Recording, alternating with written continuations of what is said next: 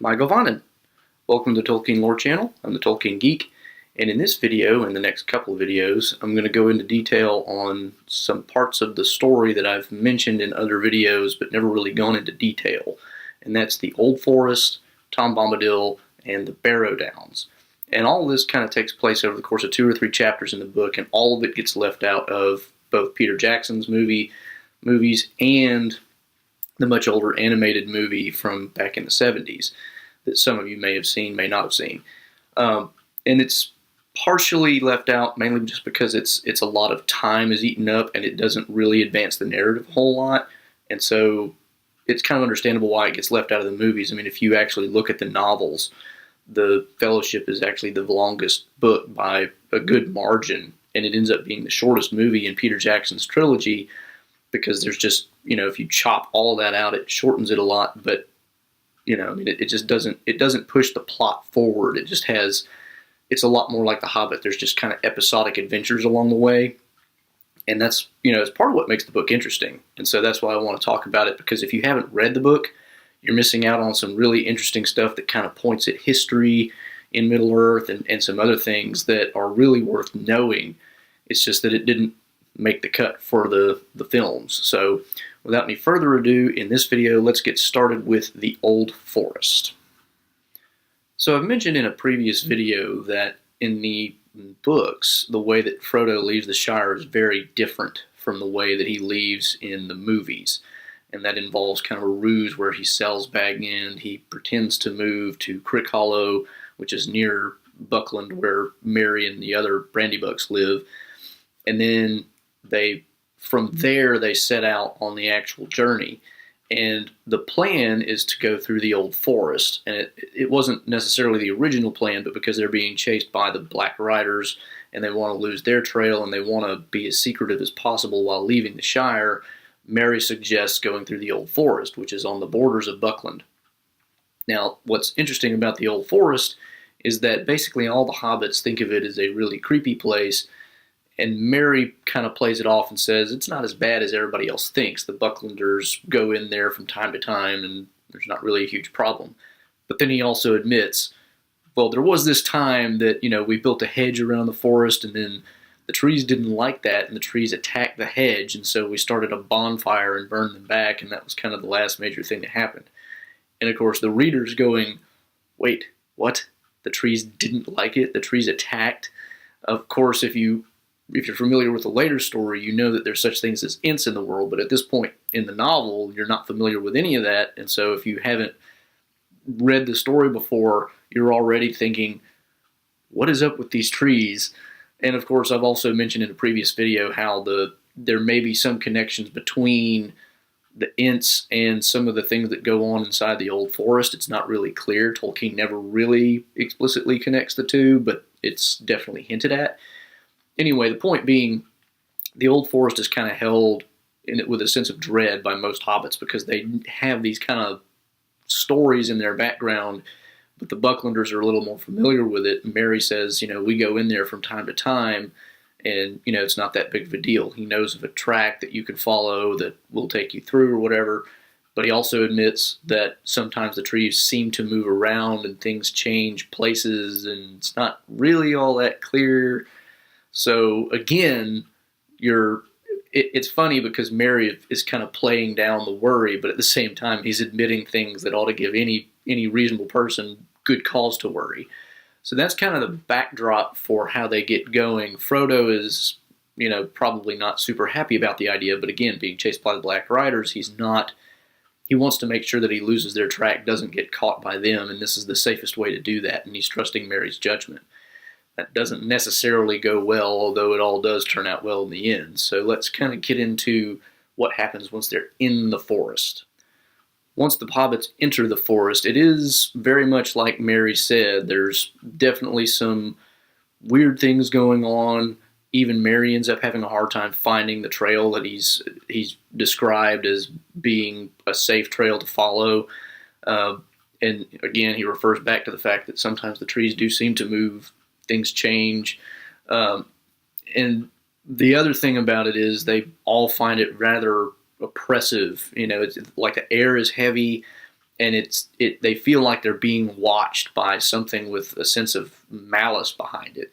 And of course, this again is kind of a similar feeling to Fangorn, where Treebeard shows up, because a lot of the same atmosphere is there, just a little less evil intent. I mean, you still have that sense of age, there's a watchful presence, that sort of thing.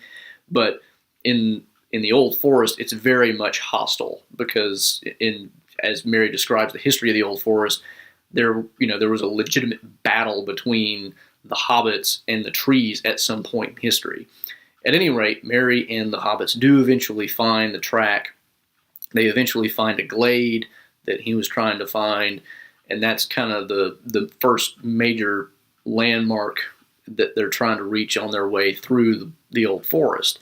And so the theory is he's going to find the track, get to this glade, and then continue along the trail until they can get back to the main road. So once they find the glade, they start following the track again. And then, again, he starts having difficulty keeping to the track because, again, things seem to have moved since the last time he was in there. Runs into more problems. And over time, they start to realize that every difficulty they run into seems to force them to move further east as opposed to north. East leads them towards the river Withywindle, which Mary even says you don't want to go near the river. That seems to be where most of the weirdness happens. North is where they want to go because that's the direction of the road. So they're trying to go north, but everything that they encounter seems to keep pushing them east.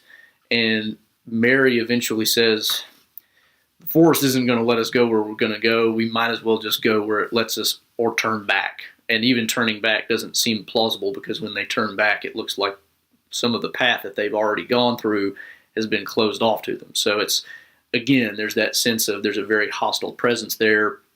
So eventually they do just go east, and what do you know? They run into the river Withywindle. And at this point, they're also hot, stuffy, and just miserable from, trying to get through all of the obstacles that the forest has put in their way, that they're actually pretty happy to have come across the river because they could cool off, get some water, refresh themselves a little bit. But then things take a little bit of a turn for the worse again, and that's when we meet Old Man Willow. So let's talk about him a bit. Now, Old Man Willow I've mentioned in at least one other video, and I can't remember for sure which one, but if I can find it, I will link to that in the description below. The Old Man Willow is just this giant willow near the river Withywindle in this kind of an open space in the forest. And you get the idea of definitely that, and you get this explicitly later, but the Old Man Willow is essentially kind of the cause of everything weird that goes on in the forest. He's kind of like the ringleader that makes all the other trees do what they do. And of course, that's why they end up near him. Old Man Willow is essentially making sure that the forest brings these hobbits to where he's at, because he wants to take as much revenge out on two-legged creatures as he can for all the things that have happened to the forest. And plus, he's just kind of a mean tree. He's not like an Ent in the sense that he can walk around and stuff, but you do have to wonder if he's, an Ent that, like Treebeard later describes to Merry and Pippin, eventually just kind of went to sleep and never woke up, but still has some sentience going on. So anyway, the hobbits start to try to cool themselves off in the river and whatnot, and they're also really tired, and very suddenly tired, which is a little weird. So they all kind of talk about taking a nap, and the willow has a lot of shade. They decide, they're going to take a nap under this tree. Frodo is sitting on one of the roots, cooling his feet in the river. Sam is the only one who kind of stays up, and he's like, this is just too weird. There's something wrong here. Of course, none of them know that the Old Man Willow is, what it is at this point. They just know it's a willow tree in the glade. So, but Sam, as usual, being his commonsensical self, realizes there's no reason we should all be this suddenly tired, and there's no reason, all of this stuff just doesn't add up. There's just too many things going on. It's just too weird. Sam, of course, being the most grounded, commonsensical of all the hobbits. And so he's kind of trying to stay awake and put things together in his slow thinking way, and then he hears a snap, and he hears a splash, and he realizes something's up. So he runs to the willow, and he sees that one, Merry or Pippin, is gone, and the other, they've got feet hanging out of the tree where once there was kind of a hollow space, but you can't see anything else, and he can't pull them out. And the splash, he realizes, was Frodo, who is now under a root in the river. So he's got this huge problem on his hands. His first task is to get Frodo out of the river before he drowns, which he does with some difficulty. The root it's like it's fighting him. So whenever he gets him out, Frodo says, "Do you know that root actually threw me in to the river?" So again, now you're really getting the idea that this tree is something more than just a tree. And of course, it swallowed Merry and Pippin, one of them whole, the other one half whole. So at this point, Frodo and Sam are trying to figure out what to do. One of them suggests lighting a match, and I think even does, with whatever kindling they have, and they start to do that, and then Merry or Pippin shouts from inside the tree that they need to stop because the tree is telling them if they don't, then the tree is just going to kill both of them. So now they're just in a complete panic.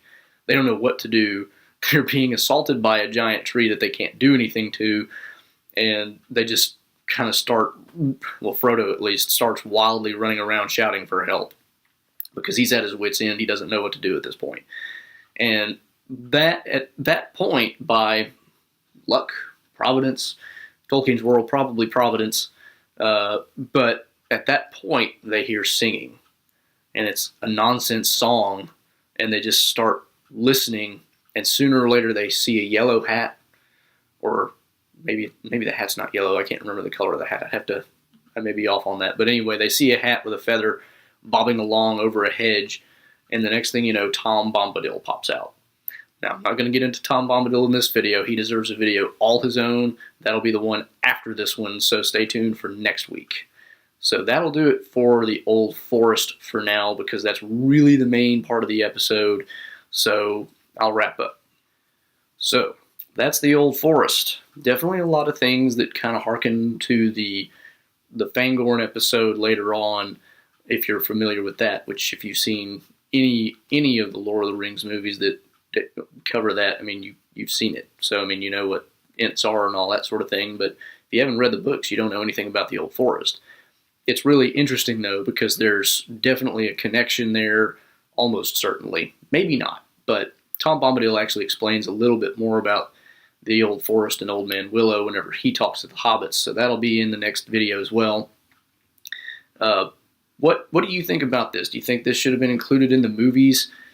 I personally would have liked it if it had been, because it definitely gives...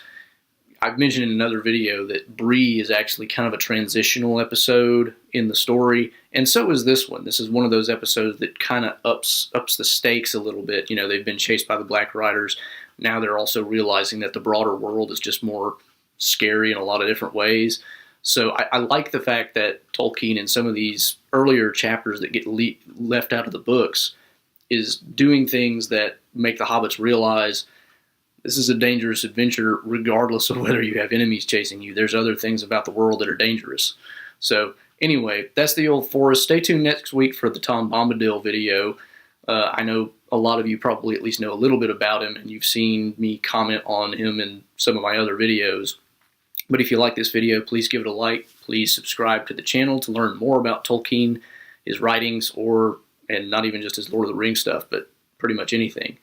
And I'll see you next time. And this is the Tolkien Geek signing out for the Tolkien Lore channel. Namaste.